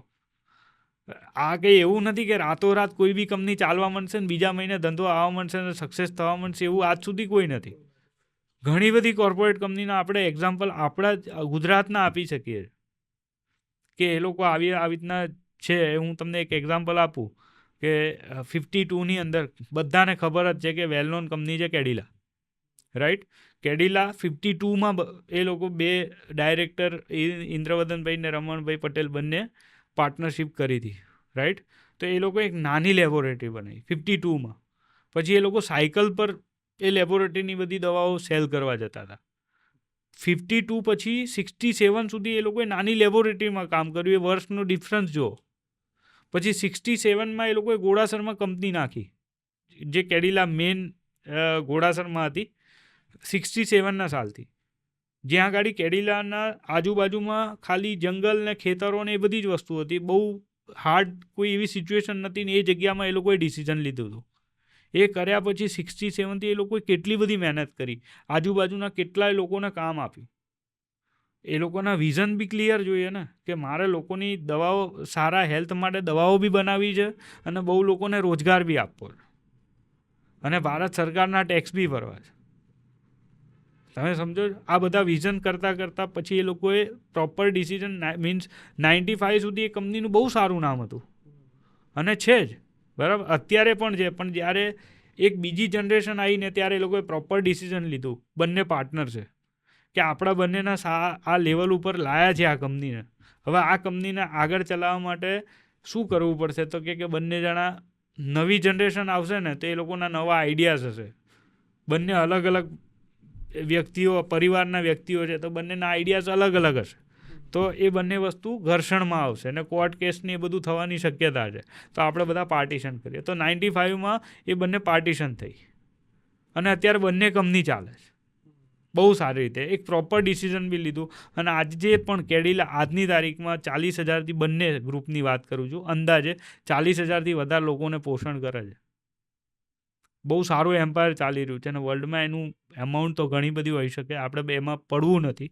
પણ એક સારી કંપનીનું મેનેજમેન્ટ આ રીતે હોઈ શકે કે જો તમે લોંગ લાસ્ટિંગ વિઝન લો, કે તમે લોકો માટે, કે તમે સારામાં સારા લોકોને કામ આપશો, એ લોકોને રોજગાર આપશો, તમારું વિઝન ક્લિયર હોય, કે તમે સત્કર્મ બી કરશો, તમારી કંપની ખાલી તમારા પ્રોફિટ માટે તમે કંપની બનાવવા જાઓ, ધંધો કરવા જાઓ તો ક્યારે સક્સેસ નહીં થાય. તમારે એક જ વસ્તુ કે તમે તમારા થકી કેટલા લોકોના ઘરે રોટલા જશે એ વસ્તુ વિચાર લેશો ને તો કુદરત તમારા માટે વિચાર લેશે. બહુ સાચી વાત છે. પણ આ બધી વાતો ચાલે છે ને ત્યારે મને એક મગજમાં એક પ્રશ્ન આવે છે, એક કોમનલી સાંભળવા મળતો પ્રશ્ન. કોઈક ને કંઈક વાત થાય ને તો કે અમારે તો પિતૃ નડે છે એટલે અમારા જીવનમાં તકલીફો છે, અમારે તો પિતૃ નડે છે એટલે અમારા જીવનમાં આવી તકલીફ છે. ખરેખરમાં મારે એ સમજવું છે કે પિતૃ નડે, હા, એવું હોય ખરું? અને નડે તો શું અસરો એની જોવા મળતી હોય છે? સૌથી પહેલાં તો આ છે ને એક કોમન વસ્તુ છે કે અત્યારે લોકોના મગજ ઉપર, જીવ ઉપર ચડી ગયેલી વસ્તુ છે કે ભાઈ પિતૃદોષ, કાલસર્પ, બરાબર, કે મંગળ છે, આ બધી વસ્તુ કોમન થઈ ગઈ છે કે લોકો યુઝ કરી લે છે કે એની પાછળ આ કર્મ કરવું પડશે, આ કર્મ કરવું પડશે. પણ ખાલી કર્મ કરવાથી સોલ્યુશન છે? તો સૌથી પહેલાં આપણે પિતૃનો કોન્સેપ્ટ સમજીએ કે જે લોજિક સેટ થવું જોઈએ કે આજે કોઈ વ્યક્તિનો જન્મ થાય છે અને એનું મૃત્યુ થાય છે, તો એ વચ્ચે ગાળે એણે એવા કર્મ કરવા જોઈએ કે જેનાથી કાં તો એને નવો જન્મ મળી જાય, કાં તો એને મોક્ષ મળી જાય. પણ હવે એ પહેલે એણે એવા તો શું કર્મ કર્યા છે કે એને નથી મોક્ષ મળતો કે નથી નવો જન્મ? કોઈ બી યોનિમાં જન્મ મળે, કોઈ પણ પૃથ્વી પર મનુષ્ય સિવાયની બીજી અન્ય કોઈ પણ યોનિમાં મળે, પણ એમને બેમાંથી એકેમાં નથી મળતો, તો પિતૃ અને પ્રેત યોનિમાં ફરી રહ્યું છે. તો first of all they all are the defaulters. બરાબર. હવે વ્યક્તિ કર્મ ક્યારે કરી શકે? કે જ્યારે એની પાસે શરીર કે કોઈ પણ યોનિ હોય ત્યારે એ કર્મ કરી શકે, પણ એ તો કર્મ કરી નથી શકતા. તો હવે એમને બહાર કાઢવાનું મીન્સ કોનું છે એમ જવાબદારી? તો એની નીચે જે વંશવેલા છે એ લોકો એમને કંઈક સત્કર્મ કરે તો એમને કંઈક સારું કામ થાય ને એ લોકોને બીજો ભગવાન કે કુળદેવી કે ગણેશજીને રાજી કરીએ આપણે, તો એ પિતૃને નવો જન્મ લેવાનો યોગ મળે ને પરિવારમાં પાછો ગર્ભ બંધાય તો એમાંથી પિતૃ પાછા આવી શકે. બરાબર. તો આ રીતના સોલ્યુશન છે. પણ અત્યારે તકલીફ શું છે કે લોકોની અંદર એકતા તૂટી ગઈ. બરાબર. પરિવારમાં એકતા તૂટી ગઈ છે. પિતૃએ જે બી વસ્તુઓ અચીવ કરેલી છે કે જમીન છે, જાયદાદ છે, મકાન બનાવ્યા છે, તે બધી વસ્તુમાં 2 બાળકો કે 3 બાળકો હોય ને તો એ લોકો જે પિતૃની જે પ્રોપર્ટી હોય ને એ પ્રોપર્ટી માટે ઝઘડા કરે અને કોર્ટ કેસમાં જતા રહે. હવે પિતૃ વિચારે કે યાર મને બહાર કાઢશે કે આ લોકો મારી બનાવેલી પ્રોપર્ટીમાં ડિસ્ટર્બન્સ કરશે, તો એ બધું મને ક્યારે કરાવશે? તો સૌથી પહેલાં એકતા જતી રહી. 2 ભાઈઓ પ્રોપર્ટી માટે ઝઘડતા હોય, કોર્ટ કેસમાં ભાઈ બહેન ને એ લોકો ઝઘડતા હોય. જ્યારે નાનો મોટો એવું જરૂરી નથી કે દરેક વ્યક્તિ જીવનમાં બહુ સારી રીતે ચાલી શકે. 4-5 ભાઈઓને એમાંથી એક ભાઈ નાની મોટી ભૂલ કરી ગયો અને બહુ કરજામાં આવી ગયો તો બીજા 3 એને ઊભો કરી દેવો જોઈએ. તો આ બધામાંથી પિતૃદોષની શાંતિ થાય. હું એમ નથી કહેતો કે ખાલી નાણાં બલીને એ બધું કરવાથી સોલ્યુશન થઈ જાય, પણ પરિવારમાં જ્યાં સુધી એ બધી જ વસ્તુનું સોલ્યુશન કરાય, તમે ભગવાનના હિન્દુ શાસ્ત્ર પ્રમાણે તમે જીવન જીવતા હોય, આવનાર જેટલી પણ ઘરની વહુઓ હોય એ બધાની અંદર એકતા હોવી જોઈએ. નહીંતર એ પિતૃઓના ક્યારે સોલ્યુશન નથી આવવાના, પેઢીઓ સુધી પ્રોબ્લેમ રહેવાના છે. એટલે હું કોઈને ડરાવતો નથી, પણ ખરેખરમાં વસ્તુ એક જ છે કે આપણે આપણા ધર્મમાં બધું જ સાચું. અત્યારે બધા જાત જાતના ધર્મ પ્રમાણે ને સમાજ પ્રમાણે બધા એકતાના ગ્રુપ ને વોટ્સઅપ ગ્રુપ ને આ બધી વસ્તુ ચાલે છે કે અમે આમ એક છીએ ને તે એક છીએ. પણ તમે તમારા કુટુંબમાં સૌથી પહેલાં તમારા ભાઈ ભાંડુઓ જોડે સારી રીતના રહો છો, તમે એમાં એક છો. પછી નેક્સ્ટ સ્ટેપ આવે કે તમારો સમાજ ને પછી આવે તમારું. પણ અત્યારે એમ રોજ જઈને મંદિરમાં જઈને ગાયોને ચણ ને આન તેને બધું નાખી દીધું ને પછી કે હું સત્કર્મ કરું છું. દેટ ઇઝ નોટ સત્કર્મ. તમે સમજો કે પહેલાં તમારા ઘરમાંથી તો સોલ્યુશન કરો કે ઘરના બાજુમાં પોતાનો સૌથી નાનો ભાઈ છે એને ત્યાં રોટલા ખાવાનાય તકલીફ છે અને તમે બધા એન્જોય કરો છો બીજા 3 ભાઈઓ. તો પહેલાં સૌથી મોટી વસ્તુ છે કે સોલ્યુશનમાંથી બહાર નીકળવું તો પહેલાંને બહાર કાઢો ને. એક સગો ભાઈ થઈને એનું જીવ કઈ રીતે ચાલી શકે કે મારા ભાઈને ત્યાં નથી? પણ ઘણા બધા હું તો રોજ જોઉં છું, મારે ત્યાં તો રેગ્યુલર આ બધી જ વસ્તુ ચાલતી હોય છે. સ્ત્રીઓ તરતને તરત ડિસિઝન લે છે કે ઘરમાં પતિ છે એ બધી રીતના સારું ડિસિઝન સારું કમાઈને ન આવી શકતા હોય તો તરત જ બહાર નીકળે કમાવા નીકળે એટલે બીજાના કનેક્શનમાં આવે એટલે સીધી બીજા જોડે એડિશનલી કોઈ પણ રીતના કનેક્શન થાય. હું દરેકની વાત નથી કરતો, પણ આ બધી વસ્તુના કારણે કેરેક્ટરમાં પણ પ્રોબ્લેમ થાય છે, પરિવારો તૂટે છે. આ બધી વસ્તુનું રીઝન શું? કે એકતા નથી. એટલે અને એકતા નથી તો પિતૃદોષનું તો સોલ્યુશન, કારણ કે એ તો એમને મોક્ષ મળવાની કે નવી યોનિમાં જન્મ મળવાનો જ નથી, તો એ તો તમારા સુધી જ આયા કરશે. તો ખાલી શાસ્ત્રની સાથે આપણે ભગવાનની ભક્તિ કરી લેવાથી કે એનાથી પિતૃદોષ સોલ્યુશન નથી થતા. લોજિકલી તમારે એક થવું પડશે. બહુ સાચી વાત છે. નહીંતર આ પ્રોબ્લેમમાં જો રાજા રજવાડાઓ હતા ત્યારે અંગ્રેજો આપણે ત્યાં ઘૂસી આવ્યા કારણ કે રાજાઓ એક નહોતા. બરાબર છે. અને અત્યારે પણ એ જ વસ્તુ થઈ રહી છે કે બધા લોકો ધર્મના નામે ધર્મના નામે બધા જ લોકો એ પોતપોતાનું વર્ચસ્વ સ્થાપવા જાય છે. દરેક લોકોને વહેલી નામના જોઈએ છે, એમાં જાતની ભૂલો કરીને બેસે છે. એમાં આર્થિક શારીરિક ને માનસિક તકલીફો છે. ગમે ત્યાંથી વ્યાજવા પૈસા લઈને પણ કેપેસિટી બહારના ધંધા નાખી દે અને જેના કારણે પ્રોબ્લેમો થાય છે લોકો. બરાબર. બાકી સમજવાની વાત છે. તમે પિતૃઓનો દોષ ને એ ભગવાન ઉપર દોષ નાખી દીધો કે તમારા મા બાપ તમને ક્યારે નુકસાન કરવાના છે? ક્યારેય નથી કરવાના. પણ તમારો તમને જન્મ આપ્યો છે તો એનું ઋણ ઉતારવા માટે તમારે એમને કોઈ પણ રીતના કોઈ ફોલ્ટમાં છે તો તમારે કાઢવાની જવાબદારી છે. તમારે તમારા મા બાપને સાચવવાની જરૂર છે. પછી તમે ઘરડા ઘરમાં ખવડાવવા જજો, રાઈટ? સૌથી પહેલાં તમારા મા બાપ છે એ જ તમારા ભગવાન છે. તો એનું સોલ્યુશન નથી કરતા અને આપણે ગામમાં ગાયને રોજ ઘાસ નાખ કરીએ તો એનાથી સોલ્યુશન નથી મળવાનું. આપણા ઘરમાંથી શરૂઆત કરીએ બેન તો સોલ્યુશન મળશે. પણ આ એક પિતૃદોષની વાત થઈ. આમાં તમે બહુ સરસ રીતે એક પોઈન્ટ આખો મૂક્યો. પણ આ તો એક પિતૃદોષની વાત થઈ. કુંડલીના એવા કયા યોગ છે, કેવા દોષ છે જે હોય તો વ્યક્તિએ થોડું ધ્યાન રાખવું જોઈએ અને કોઈ સારા જ્યોતિષનો પરામર્શ લેવો જોઈએ? મને એક જ વસ્તુની ખબર પડે કે સૌથી પહેલાં જો વ્યક્તિ 16 સંસ્કારની જે આપણે વાત કરી કે 16 સંસ્કારમાં ખાલી ગર્ભ સંસ્કારની વાત કરી. ગર્ભ સંસ્કાર પછી દરેક વસ્તુ વ્યક્તિ નો અગ્નિ સંસ્કાર થાય ને ત્યાં સુધી તમામ 16 સંસ્કાર છે. એનું ડિટેલ્સમાં યુટ્યુબ પર બી મળી જાય ને ગૂગલ પર બી મળી જાય. અત્યારે લોકો છે. પણ એ વસ્તુનું સોલ્યુશન જો આપણે એ વસ્તુને ધ્યાન રાખીએ તો લગભગ કોઈ જ્યોતિષ જોડે જવાની જરૂર નથી. હું તો એમ બી નથી કહેતો કે મારા સુધી આવો, રાઈટ? પણ વાત એમ છે કે જો કદાચ કંઈક પ્રોબ્લેમ છે તો તમે એટલું જજમેન્ટ લગાવી શકો કે તમારે આ સમયથી આ સમય તમારે સાચવવાનું કે 100% તમને કોઈ ગેરંટીથી કહી ના શકે કે તમે કરોડપતિ થઈ જવાના છે ને બધાને અત્યારે અંબાણીને ગૌતમ અદાણી જ બનવું છે. બધા એ જ હરોળમાં છે. પણ તમે પહેલાં એ પ્રમાણે એબિલિટી તો ધરાવવી પડે ને કે વર્ષોના વર્ષો એ લોકો નીકળ્યા ત્યારે આ લેવલ પર પહોંચ્યા છે અને તમારે 3 વર્ષમાં થઈ જવું છે. તો એ નથી થવાનું. તો એનો એક ટાઈમ લાગે. એના માટે પ્રોપર સમય અને તમારે સત્કર્મ કરવા પડે. ભગવાનની જોડે જોડાયેલા રહેવું પડે. તમારે સૌથી પહેલાં માણસ થવું પડે. અને આપણા હિન્દુ ધર્મનો આપણો ધર્મ બેસ્ટ જ છે. અને હું એમ નથી કહેતો કે ખાલી આપણા ધર્મમાં કોઈ ધર્મ ખોટો નથી. દરેક ધર્મ સારું જ શીખવે છે. પણ આપણે ધર્મના નામે ઊંધા કામ કરીએ છીએ. પછી તકલીફ આવે તો આપણે નામ ભગવાનનું આપીએ છીએ. તો એ વસ્તુ ખોટી છે ને ભાઈ. બહુ જ સરસ રીતે, કારણ કે આજે તમે જ્યોતિષની વાત કરી, સાથે સાથે એક માનવ જીવનમાં ઉપયોગી એવા સંસ્કારોની વાત કરી, સાથે સાથે 16 સંસ્કારની વાત કરી. ઘણા એવા નવા ટર્મ છે. આમ તો જેમ કે પેલું ગોલ્ડન અર્થની આપણે વાત થઈ, આમ શબ્દ નવો છે પણ બહુ જૂની પરંપરા અને આપણામાં શાસ્ત્રો સદીઓથી આ જ વસ્તુ ચાલતી હતી ને. જી. એટલે આ બધી વસ્તુથી તમે એક સરસ મજાનો પોડકાસ્ટ આજનો અમને આપ્યો છે. પ્રેક્ષકોને બહુ જ ગમશે અને ખરેખરમાં ઇન્ફોર્મેટિવલી એવી માહિતી મળી છે પોડકાસ્ટ થકી કે ખરેખરમાં જો કદાચ આની અંદર આ પોડકાસ્ટમાં થયેલી વાતોમાંથી 4-5 વાતો પણ જીવનમાં ઉતારવામાં આવે તો જીવનમાં ઘણા બધા પરિવર્તન આવી શકે. એટલે ખૂબ ખૂબ આભાર તમારો. Thank you so much. ધન્યવાદ.